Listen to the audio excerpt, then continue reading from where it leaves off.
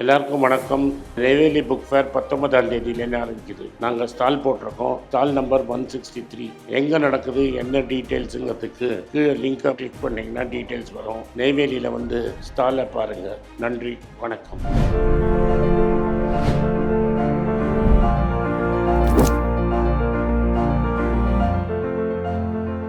வணக்கம், good morning, happy morning, wonderful morning. இன்றைக்கி என்ன டாபிக் எடுத்துகிட்டு வந்திருக்கான் விஷ்ணு பார்ப்போம். நம்ம ஹாப்பி மார்னிங் சார். எல்லாருக்கும் ஹாப்பி மார்னிங் சார். ரிலேஷன்ஷிப்பை மெயின்டைன் பண்ணுறதுல எல்லாருக்குமே ஏதாவது ஒரு இடத்துல ஒரு பிரச்சனை வருது. இப்போது ஒரு நிறுவனம் அப்படின்னு எடுத்துக்கிட்டால் அந்த ரிலேஷன்ஷிப் அப்படிங்கிறது எப்படி இருக்கணும், இந்த ரிலேஷன்ஷிப் அதாவது அவங்க ஃபேமிலிக்குள்ளே அவங்க கஸ்டமரை டீல் பண்ணுற விதமெல்லாம் சூப்பராக இருக்குது அப்படின்றதுக்காக நீங்கள் இன்வெஸ்ட் பண்ண ஸ்டாக்ஸ் இது, அது சரியில்லை அப்படிங்கிறதுக்காக இனிமேல் இந்த ஸ்டாக்கை நான் தொடவே மாட்டேன் அப்படின்னு சொல்கிற ஸ்டாக்ஸ் இது சார்? ஃபஸ்ட்டு வந்து எனி ரெண்டு பேருக்குள்ளே இருக்கிறதுலே ரிலேஷன்ஷிப்புங்கிறது ரொம்ப முக்கியம். மேனுங்கிறது வந்து ஒரு சோஷியல் அனிமல். நீங்கள் தனிமையில் ஒரு பர்சன் இருக்கவே முடியாது. ஸோ நீங்கள் ஒரு ட்ரைபாக தான் இருப்பீங்க. அந்த ட்ரைபுங்கிறது இப்போ குறைஞ்சிக்கிட்டே போயிட்டே இருக்குது.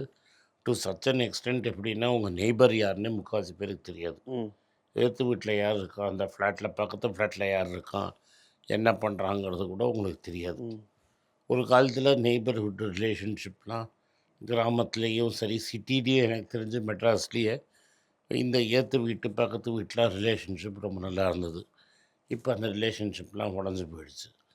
அண்டு ஃபேமிலிஸ்குள்ளேயே என்ன ஆகிடுச்சுன்னா, இதெல்லாம் வந்து எல்லா ரிலேஷன்ஸும் இருப்பாங்க. நிறைய குழந்தைங்க இருந்து நிறைய ரிலேஷன்ஸும் இருப்பாங்க. இப்போ இருக்கிற குழந்தைங்களுக்கு எல்லார் உறவும் இருக்குமான்னு தெரியாது. எனக்கு எல்லா உறவும் இருந்தது. மாமா, சித்தப்பா, பெரியப்பா, அத்தை, எல்லா ரிலேஷன்ஷிப்ஸும் இருந்தது. ஆனால் இன்றைக்கி பிறந்த குழந்தைங்களுக்கு இது மாதிரி ரிலேஷன்ஷிப்ஸ்லாம் இருக்காது. எங்கேயாவது தூரத்தில் இருப்பாங்க, டச்சில் இல்லாமல் இருப்பாங்க. எல்லாருக்கும் மாமா, எல்லாருக்கும் சித்தி, எல்லாருக்கும் பெரியப்பா, பெரியம்மான் இருக்கிறதே ஒரு குழந்தை, ரெண்டு குழந்தை. எங்கேருந்து உனக்கு எல்லா ரிலேஷனும் இருக்கும்?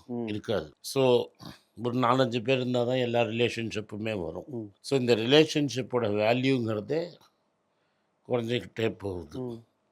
பட் இந்த ரிலேஷன்ஷிப் எதுக்கு முக்கியம்னா, நீங்கள் உனக்கு ஏதாவது ட்ரபுள் இருக்குன்னா யாராவது உங்களுக்கு வந்து இந்த ஸ்டேக் ஹோல்டர்ஸை எடுத்துப்பாங்க. நான் நேற்று ரீசெண்டாக சொன்ன கதையில் வந்து விப்ரோவை பற்றி பேசினேன். விப்ரோவில் எப்படின்னா, அவன் பையன் வந்து to responsibility to share holders, to customers and employees, அவன் வேலையே பாதியில், படிப்பே பாதியில் விட்டு வந்தான். அது கரெக்டான மெத்தடு.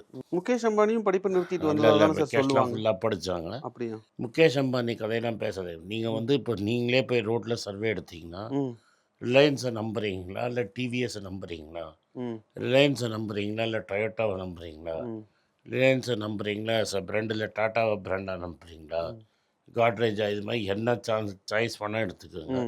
ரிலையன்ஸு ஜெயிக்காது. உண்மைதான். ரிலையன்ஸை பார்த்து பயப்படுவாங்களே தவிர ரிலையன்ஸால் மதிப்பே கொண்டு வர முடியாது. ஏன்னா ஒரு அளவுக்கு நீங்கள் வந்து அட்ஜஸ்ட்மெண்ட் பண்ணலாம், பேலன்ஸ் ஷீட்டில் இதை பண்ணலாம், அதை பண்ணலாம். கடைசியில் நீங்கள் சொல்கிறத செய்யணும், செய்யறத சொல்லணும். நான் பார்த்த வரைக்கும் முகேஷ் நான் பண்ணுறேன்னு சொன்னதை பண்ணது கிடையாது, பண்ணதை முன்னாடியே எக்ஸ்பிளைன் பண்ணதும் கிடையாது. ஸோ அது அப்படியே பார்த்தீங்கன்னா ஒரு ஸ்லையான பர்சன் பண்ணுற மாதிரி இருக்கும். இந்த மாதிரி பண்ணும்போது அது ரிலேஷன்ஷிப்பை பாதிக்கும்ல சார்? டெஃபினட்டாக பாதிக்கும். அதில் ஒருத்த வந்து போண்டி ஆகிட்டோம். அவங்க அப்பா இதை வந்து ஒரு ஆர்ட்டாக ஃபங்க்ஷனாக பண்ணி எலான் மஸ்க் மாதிரி அவர் ஒரு கல்ட் இமேஜ் க்ரியேட் பண்ணிட்டார். அந்த கல்ட் இமேஜ்னால அவருக்கு வந்து ஈக்விட்டி மார்க்கெட் இந்தியாவில் பிக்கப் ஆச்சு. அவருக்கு ஒரு கல்ட் இமேஜ் கொண்டு வந்தார். ஆனால் அவரே நிறைய வேலை பண்ணியிருக்கிறார். எவ்வளோ பண்ணாலும் ஸ்டாக் கொடுப்பாரு, எவ்வளோ ஷார்ட் அடித்தாலும் ஸ்டாக் வாங்குவார். அன்றைக்கி இருந்த எல்லா ரூல்ஸையும் பெண்ட் பண்ணி மேக்ஸிமம் யூஸ் பண்ணது அவர். Exactly sir. அதில் தான் எனக்கு சந்தேகமே ஏன் வருது அப்படின்னா, திருபாய் அம்பானியை நம்பின அளவுக்கு முகேஷை யாரும் நம்புற மாதிரி தெரியலையே. அவர் என்ன பண்ணினார்? அந்த ரிலேஷன்ஷிப் எப்படி மெயின்டைன் பண்ணார்? Good relationship with investors. Okay. அவர் வந்து இன்வெஸ்டரை ரிவார்ட் பண்ணிகிட்டே இருந்தார். இங்கே இன்வெஸ்டருக்கு பெரிய ரிவார்டே கிடையாது, ஒன்றும் கிடையாது. இவர் எவ்வளோ போனஸ் கொடுத்துருக்காரு, எவ்வளோ ரைட்ஸ் இஷ்யூ கொடுத்துருக்குறாரு, அது மாதிரி ஏ சீரீஸ், பி, சி, எஃப், ஜின்னு கொடுத்து நிறைய ஷேர் ஹோல்டர் ரிவார்ட் பண்ண மாதிரி அவர் நிறைய படம் காமிச்சிருக்கிறார். வேற இங்கே பொறுத்த வரைக்கும் ஃபஸ்ட்டு அண்ணன் தம்பி சண்டையே ஒரு பெரிய ஷாக்கு. எல்லாம் அவங்க ஒத்துமையாக இருப்பாங்க, ஒருத்தன் அடிச்சுக்க மாட்டாங்கன்னு நினச்சாங்க. பயங்கரமாக அடிச்சுக்கிட்டாங்க. மூணாவது மனுஷன் வந்து மத்தியஸ்தம் பண்ணியும் சரியாகாத அளவுக்கு அடிச்சுக்கிட்டு அவங்க அம்மா ஹார்ட்டு போகிற வரைக்கும் அடிச்சுக்கிட்டு தனியாக போய் பண்ணக்கூடாத வேலையெல்லாம் பண்ணி கடைசியில் கம்பெனியை கோல் விட்டு போண்டி ஆகிட்டார். இப்போ அவர் என்னன்னா அவரோட அம்மாவோட இன்ஃப்ளூயன்ஸ்லேயும் அவன் அண்ணனோட இன்ஃப்ளூயன்ஸ்லேயும் அவருக்கு ஜெயிலுக்கு போகாமல் அவரோட நம்பர் 2 நம்பர் 3 இருந்தவன்லாம் இன்றைக்கி ஜெயிலில் இருக்கான். இந்த விஷயத்தில் எப்படின்னா இப்போ உங்கள் ட்ரஸ்ட் எப்படி நம்புவேன்? நான் எம்ப்ளாயி ஆகிறேன், நான் அந்த ஓப்பனாக சொல்கிறாங்க கோர்ட்டில், நான் வந்து அவரோட இன்ஸ்ட்ரக்ஷன்ஸை தான் ஃபாலோ பண்ணேன்னு. அப்போ நீ அவனை விட்டுட்டு இவனை மட்டும் ஜெயிலில் வச்சுருந்தா என்ன அர்த்தம்? ஸோ இது மாதிரி ஒரு குரூப்பை நீ நம்புவியானா நம்பக்கூடாது. அதனால தான் ரிலையன்ஸ்லேயும் இது ரப் ஆஃப் இருக்குது. நீ போண்டி ஆளுங்கிறதுனால நீ பேசுகிற. அவரே நீங்கள் பார்த்தீங்கன்னா அவர் பாஸ்ட் ஸ்டேட்மெண்ட்ஸ் சொன்னதை அவர் முடிக்கவே இல்லை. அவர் என்ன சொன்னார், நான் நெட் டெட் ஃப்ரீயாக ஆகிறேன்னாரு இந்த 2 வருஷத்தில். அதுக்கப்புறம் பல வருஷம் ஆகிடுச்சு, கடன் இன்க்ரீஸ் தான் ஆச்சே தவிர கடன் குறையலை. ஸோ நீங்கள் அவர் என்ன சொன்னாலும் இன்றைக்கி பெட்டில் இந்த சைடு இருந்தால் ஒன்று சொல்லுவார், நாளைக்கு பெட்டில் அந்த சைடு இருந்தால் இன்னொன்று பேசுவாருங்கிற மாதிரி அவரோட ரெப்புடேஷன் போயிடுச்சு. இது மாதிரி ரெப்புடேஷன் இருந்தால் குளோபல் மார்க்கெட்டை நம்ப மாட்டோம். இப்போ இது அப்படியே நம்ம பர்சனல் லைஃபுக்கு எடுத்துகிட்டு வந்தோம் அப்படின்னா, ரெப்புடேஷனுங்கிறது குளோபல் மார்க்கெட் மட்டும் இல்லை, வீட்டுக்குள்ளே இருக்கிறவங்களுக்கும் அது முக்கியம் இல்லை சார்? மந்த்ஸ் நீ வார்த்தை தவறிட்டேன்னா உங்களை யாரும் நம்ப போகிறதில்ல. ஸோ அது வந்து வார்த்தையை கொடுக்கறதுக்கு முன்னாடியே 1000 மட்டும் யோசிக்கணும். ஒன்ஸ் வார்த்தையை கொடுத்துட்டிங்கன்னா அதில் உயிரை கொடுத்தாது நீங்கள் காப்பாற்றணும். ஏன்னா ஒன் டைம் நீங்கள் பிரேக் பண்ணிட்டீங்கன்னா உங்களோட கேரியரே ஓவர். ரைட்டுங்களா? தட் இஸ் நீங்கள் ஒரு வாட்டி தப்பு பண்ணிட்டு இனிமேல் நான் தப்பு பண்ண மாட்டேன்னு சொன்னீங்கன்னா திரும்பி நீ தப்பு பண்ணுவேங்கிறது தான் பார்ப்பாங்க. சார்லி மங்கர் இடத்துல சொல்லுவார், இந்த வயசானவங்க வந்து 70-75 வயசுலாம் கேஷில் ஆப்ரேட் பண்ணதுக்கு காத்துவாங்க. நம்ம ஒரு வாட்டி கேஷில் இல்லைன்னு காசு அடித்து பிடிச்சிட்டிங்கன்னா அவங்கள உடனே அமுச்சிடணும்பாரு. ஓகே.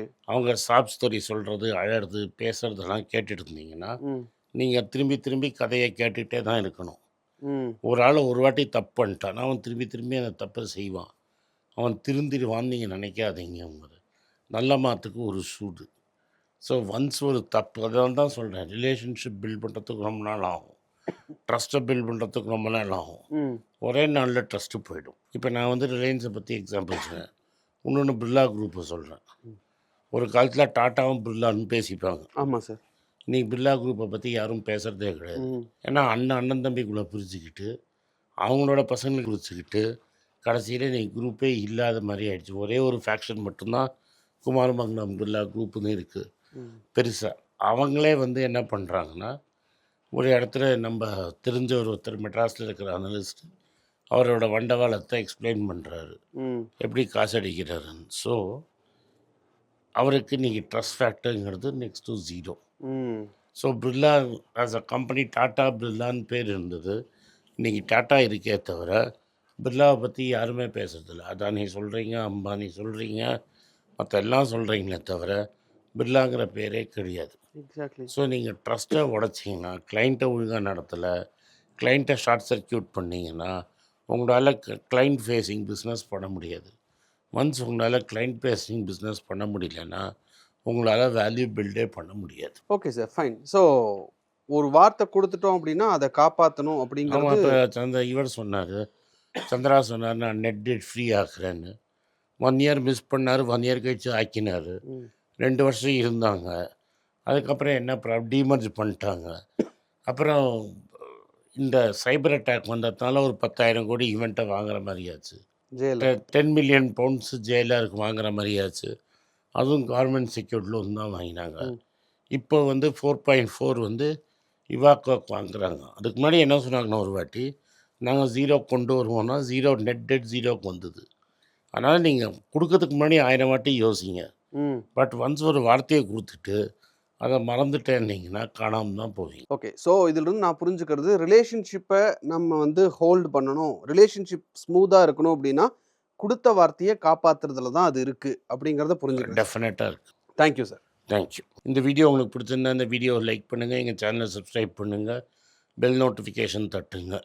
இந்த வீடியோவை முடிஞ்சால் உங்கள் சொந்தக்காரங்களுக்கும் ஃப்ரெண்ட்ஸுக்கும் அனுப்புங்க, அவங்கள பார்க்க சொல்லுங்கள். நன்றி, வணக்கம். எல்லாருக்கும் வணக்கம். குழந்தைங்களுக்காக ஃபைனான்ஷியல் லிட்ரஸி, மணி ஃபார் நத்திங்னு 2வது பார்ட்டு. அண்ட் இதில் வந்து செக் எழுதுறது எப்படி, டெபாசிட் ஸ்லிப் எழுதுறது எப்படி, பணம் எப்படி வந்தது, பார்ட்டர்லேருந்து டிமானிட்டைசேஷன் வரைக்கும் எல்லாத்தையும் கவர் பண்ணியிருக்கோம். உங்கள் குழந்தைங்க அப் டு ஏஜ் 10, 12க்கு ரொம்ப யூஸ்ஃபுல்லாக இருக்கும். இந்த புக் இப்போதைக்கு ஒரு ஸ்பெஷல் ப்ரைஸில் 450 ரூபாய்க்கு கொடுக்குறோம். இதை யூஸ் பண்ணிக்கங்க. நன்றி, வணக்கம். moneypage.com வெப்சைட்டை சப்ஸ்கிரைப் பண்ணுங்கள். ஒரு வாரத்துக்கு 4 ப்ரீமியம் ஆர்டிக்கலும், ஃப்ரீ ஆர்டிகல்ஸ் ஒரு 10லேருந்து 15 நாங்கள் போடுறோம். இது சப்ஸ்கிரிப்ஷன் ஒரு மாதத்துக்கு 99 ரூபா தான். நீங்கள் சொல்கிற கான்செப்ட்ஸை கிரேட்டாக எக்ஸ்பேண்ட் பண்ணி போடுறோம். நீங்கள் படித்தீங்கன்னா உங்களுக்கு யூஸ்ஃபுல்லாக இருக்கும். நன்றி, வணக்கம். வணக்கம். குழந்தைங்களுக்காக ஒரு புஸ்தகம் லான்ச் பண்ணோம். அது ரொம்ப சக்ஸஸ்ஃபுல்லாக இருக்குது. யாருக்கெல்லாம் அந்த புஸ்தகம் போகணுமோ எங்கள் டீமுக்கு கான்டாக்ட் பண்ணுங்கள். கீழே இருக்கிற நம்பர்லேயும் வெப்சைட்லேயும் கான்டாக்ட் பண்ணிங்கன்னா உங்களுக்கு அந்த புஸ்தகத்தை நீங்கள் வாங்கிக்கலாம். மற்ற எங்கள் புஸ்தகமும் அவைலபிள். எங்கள் வெப்சைட் மூலமாகவும் வாங்கலாம். கீழே இருக்கிற வாட்ஸ்அப் நம்பர்லேயும் மெசேஜ் அனுப்பலாம். நன்றி, வணக்கம்.